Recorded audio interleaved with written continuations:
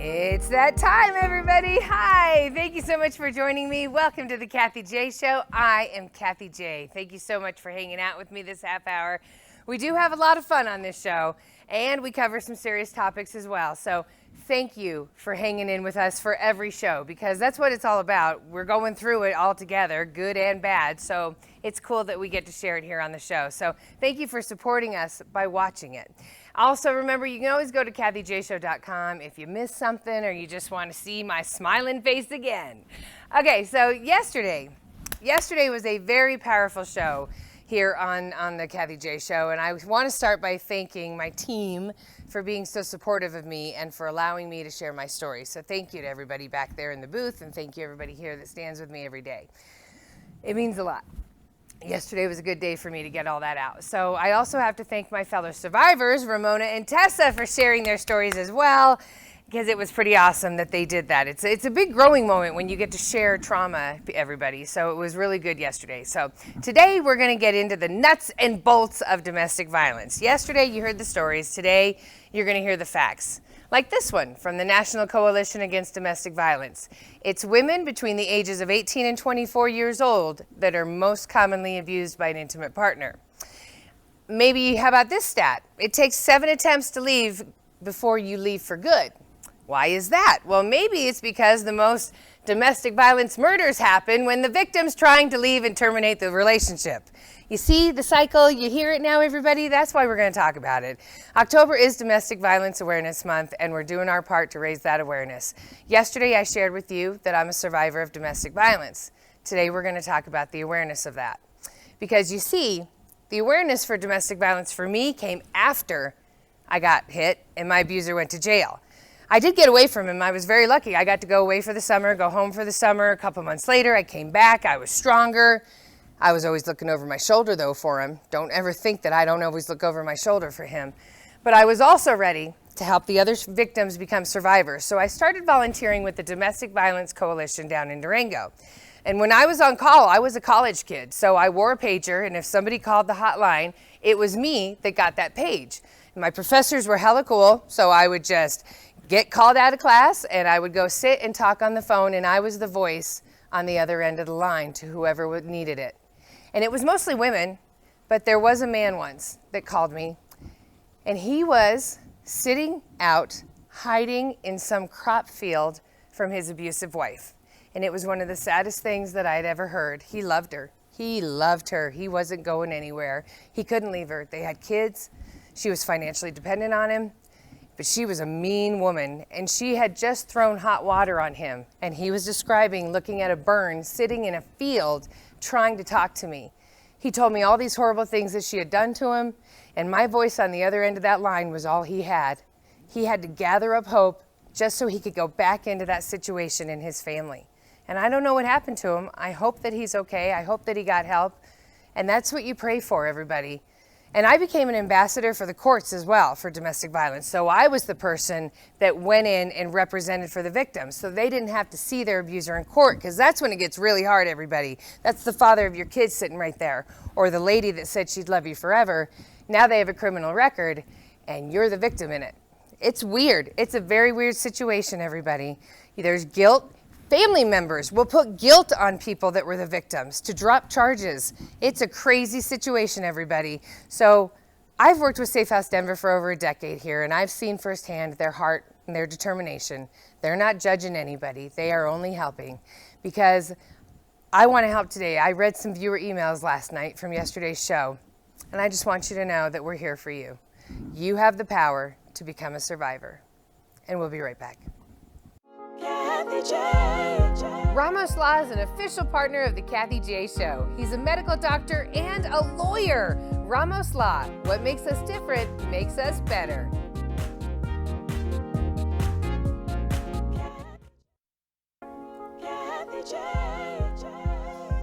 Welcome back to the Kathy J Show, everybody. So yesterday, we talked with Ramona and Tessa, two fellow domestic violence survivors, and we wanted to put a face to this crime that's committed under the mask of love. I just want to reiterate to everybody, love shouldn't hurt, okay? So just remember that. There's no excuse for domestic violence.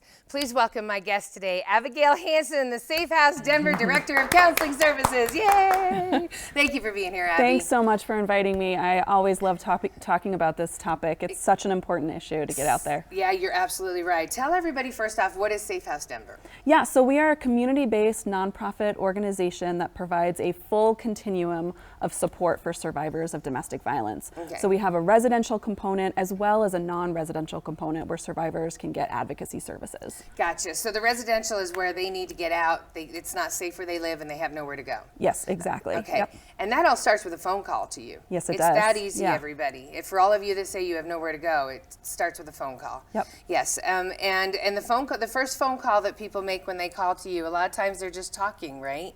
Because it's very hard to admit that you might be a victim of domestic violence. Yeah, absolutely. And you don't necessarily need to know exactly what you want to do before making that phone call. Exactly. We have a 24-hour crisis and information hotline. Yes. A trained confidential domestic violence advocate will answer that call, and you can just talk, and we will help support you and talk about your options. We will never tell you what to do because we understand that it is ultimately your decision to make. It is. But we can kind of be that listening ear to help guide you in a direction that feels safe and right for you. Because no two situations are the same. Yeah. What are the different types of domestic violence? Yeah, so most people think of domestic violence as the physical abuse. Right. And certainly that is part of it. Right. But also emotional, psychological abuse is huge. Gaslighting, manipulation, things like that. Yes. There's financial abuse and there's sexual abuse. Wow. Yeah, so a lot of times survivors will come to us and it takes a while for them to disclose that there actually was sexual abuse in that relationship, but we hear a lot of that disclosure as well. And it's all races, it's both sexes, doesn't matter what class you're in, domestic violence happens to everybody. Yeah, we serve all people, all genders. We're a fully gender accessible facility. Let's talk about those red flags. So how does domestic violence start? You know, like, let's get into that. Yeah. Because it's not right off the bat you see the violence or feel it. No. Absolutely not. They're real good at it. Yeah, so I mean, typically a domestic violence relationship starts like any other relationship. Right, beautiful. Yeah, perpetrators are really good about showing that, sort of making that shiny picture of, you know, what a great relationship and how, you know, wonderful they are. Right. Yeah, exactly. Yeah. So we call that the honeymoon phase, when the perpetrator is purposefully trying to sort of entice their victim into this fantasy. Yeah. And then it escalates from there because the victim is starting to realize that that fantasy is kind of slipping away. And that could be like, I'm sorry, like him talking back to you, so because it slowly starts with the verbal, correct? Absolutely. That's where it starts. Yep. Yeah, okay, and so you start, so a victim would start feeling like, God, that's not cool he talks to me like that, or I think he just shoved me while we did that. Like, it takes you a second to realize, wow, this isn't right and this is happening to me. Right. And before you know it, you're now a year into this relationship. And a lot of people think, oh, well, you know, I've put a year in, I need to stay, and they romanticize it for some reason.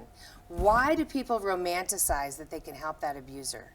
Well, I mean, I think the gaslighting piece is so, you know, ingrained that a perpetrator really makes their victim feel like, you know, I'm doing something wrong here. Right. So if I just change my ways, then I really can get back to that sort of fantasy. Yeah. So I'm going to keep, you know, doing everything that I can do. I'm going to have food ready when he comes home now. I'm going to make sure that the linen is changed. I don't know what everybody complains about, but they nitpick, and people now start walking on eggshells to live with that person, whether you're the kids or the spouse. Right. Right? Okay. And then other red flags would be what? Telling you what friends you could have? Absolutely. The social isolation piece is huge. So if you have a partner who, instead of wanting you to have, you know, loving family relationships, is pulling you away from that so that you know, really are exclusively focused on that person, that is a sign of somebody who is controlling. Totally. And you don't want that, everybody. You don't need that in your life. Yeah. Like, I'll run. I said that yesterday. If a man even said, I don't like that, what you're wearing or something, I'd be like, well, then I think we're good. Right. Because that's not your opinion, you know? So, exactly. Okay, so a lot of times, I'm sorry, to me, the most common question women get, and it's mostly women, but most survivors get, why did you stay so long? Yeah. Now, could you please explain? There's a lot of different reasons, but could you please, yesterday Ramona had a great reason, and it was fear. because you're fearful. You hear that you can die trying to leave this abuser. Okay, and you've seen him and you've heard him threaten you. And so sometimes it's easier to stay there and put up with that pain. Absolutely. Than risk going. Yes, correct? Survivors are skilled at navigating their own safety in every single moment. Wow. So if they are making the decision that in this moment I need to stay, then that is the right decision. Okay, okay. Yeah. So we need to support survivors and recognizing that there may be a time and a place when they can exit safely, but if they're feeling like I need to stay right now for my own safety, then that is critical. What about like religion? A lot of times, yes, I've heard women say, I'm married to him. I can't get a divorce. And I'm like, does it say in there that he can beat you? Because I don't remember seeing that in the Bible. Yeah. You know. I mean, it could be religion. It could be sort of family values, cultural norms. Yeah. We oftentimes have, people in our family, loved ones that unintentionally tell us what to do in ways that are not helpful. Yes, right? You're absolutely right. You are absolutely right. Like when Tina Turner, that's that famous story, her mom gave her back to Ike Turner. Yeah. And she got beat up again by him. Like it was ridiculous. She thought she was doing the right thing by inserting herself and making choices for the survivor, Tina Turner, So, right. So that is the big question then. How do you insert yourself to help people? So say it's a neighbor. How do I step in to help that person? So I think the best way to start is just engage in a conversation with somebody that you're concerned about. Whether it's your sister, your friend, your neighbor, anything. Yeah, somebody that you go to school or church with. But try not to do it when the abuser is around. Right. If you have a private moment with that person, just to check in and say, hey, this is what I've noticed. I'm concerned about you. Can I offer you some support? Right. Yes. Okay, let's stop right there. Yeah. Thank you so much, Abby. Absolutely. Okay. We have to take a break, but when we come back, the conversation continues, and we have how you can get the help if you need it. We'll be right back. Kathy J. Oakwood Homes is an official partner of the Kathy J Show. Oakwood Homes, building happiness.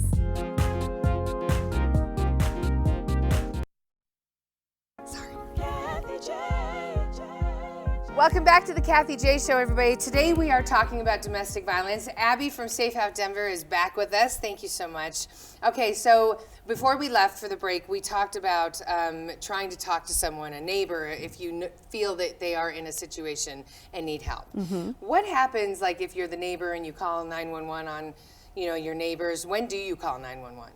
Yeah, so if there is an immediate danger and you're worried that somebody right now is being hurt, then yes, I encourage people to call 911. Right. To insert yourself in that situation when there's, a crisis happening in that moment, people need to protect themselves first and their own family and their own, because we don't know. Could there be weapons in that home? Right. Could it escalate? We don't know. So let law enforcement manage that if there's an acute crisis. Such a good point. Yes, you hear people have died or gotten hurt trying to break up a domestic violence situation. Absolutely. But you don't understand that what's going on in their brain, that's happening in that relationship. Sure. Absolutely. Okay, so I wanted to ask you, this is a very important question from one of my friends. She was in a domestic violence situation for years, and the reason why is because she fought back.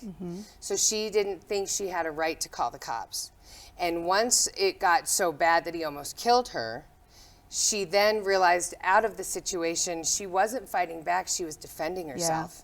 And I'm sorry, I have goosebumps right now. What do you say to those women out there that have guilt because they fight back? Yeah, and I'm sure that the perpetrator in that situation made your friend feel like it is her fault, that she is the abuser, she is the one doing the harm. I'll call the cops on you. That's gaslighting. And she didn't see it till she got out. So what do you tell to those women that are currently in it?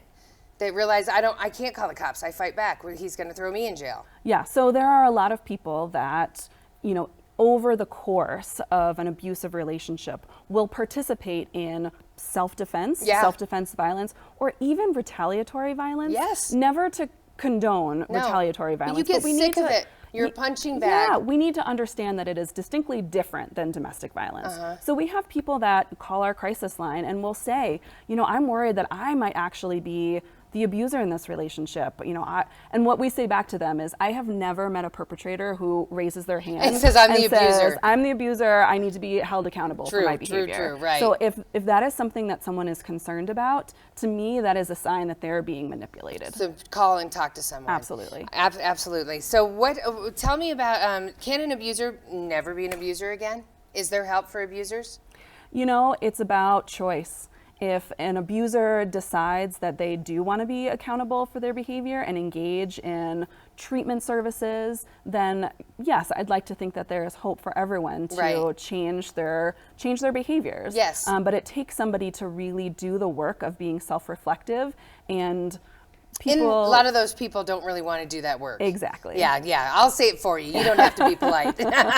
Those types of people don't really think they need to work on themselves. Exactly. They just need to find a new victim. Exactly. Yeah, and that's ridiculous. Yeah. All right, so let's talk about what happens at SafeHouse Denver. You've mentioned that you have a residential area where women can go and their families. Mm-hmm. What about animals? Because I know a lot of women don't leave situations because then the abuser attacks their animals. Yeah, so we have really great relationships with some community partners that are able to temporarily house pets and companion animals. Like I know Foothills Animal Shelter does, they help you out. Yeah, so the animal shelters typically have really good relationships with domestic violence programs, and so we appreciate that. So don't let that be your excuse, everybody. Yeah. And call us, we'll talk about it. We will figure out and problem solve together what is a safe way for you to keep your pet safe, because we know that pets are near and dear to our hearts. Yeah. And so perpetrators know that and will threaten pets. Yes, right. Yes, absolutely. Okay, so the residential areas here, what about all of the services? Are there services for family members?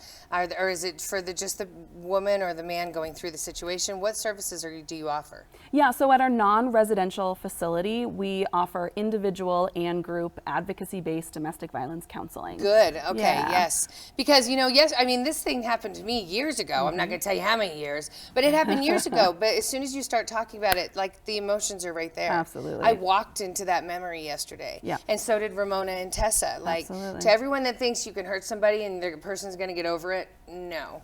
So many years later, it's so raw, right underneath the surface of your emotions. Yeah, people take sometimes a long time in their journey towards healing from trauma. Yeah. So we will work with folks in our non-residential facility that maybe haven't even left their abusive relationship yet. They're sort of in that contemplative phase of trying to figure out, is this abusive? What do I do? Right. What are my next steps?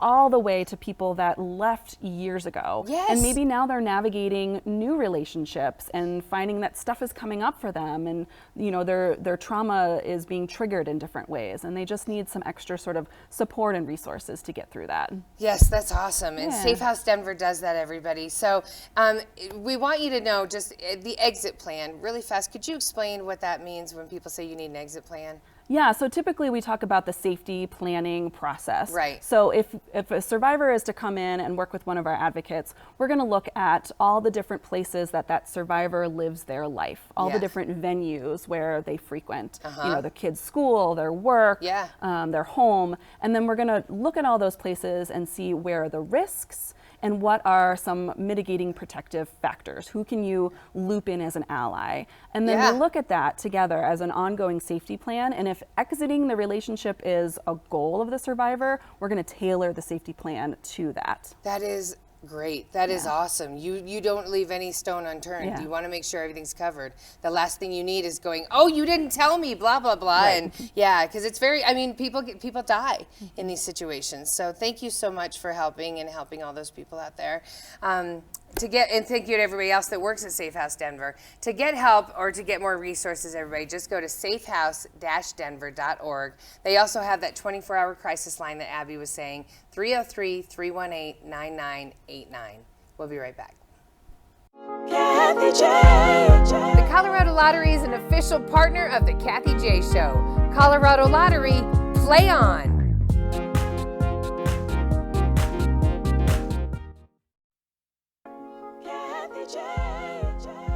It's already time for the show to end, but thank you guys for hanging out with us this half hour. You can always see more at kathyjshow.com. thank you so much, Abby, for being here Thanks from for having SafeHouse me. Denver. And thank you yesterday for also sending in the crew to hang out with us. It was awesome to see Tessa and Ramona and Shannon, so thank you. And speaking of what Shannon said yesterday, don't forget, Shannon said, right now if you donate to SafeHouse Denver, they're doing a match program, so they'll match you 100%. So that's really cool. Raise money, you know where the money goes. You've heard it all half hour. So I want to leave you with closing thoughts, Abby. What do you want to tell everybody? Yeah, so I just want to make sure that everyone out there knows that there is hope. There is hope for people that are experiencing abuse in their relationship. I mean, you heard from Ramona and Tessa who have done that work and gone through that journey and survived. Yes. And so, we recognize at SafeHouse Denver that you might be calling us at the lowest point when you are fearful for your life, for your kids. You think that there's no hope, that things are just going to look bleak forever if you survive this. Yes. But there are people out there Yes. that get through it, and sometimes it takes a little support. We're here. You're right. You can get through it. Just get the support, everybody. Good luck, and thank you so much. Have a good day. We'll see you on Monday. Thank you so much.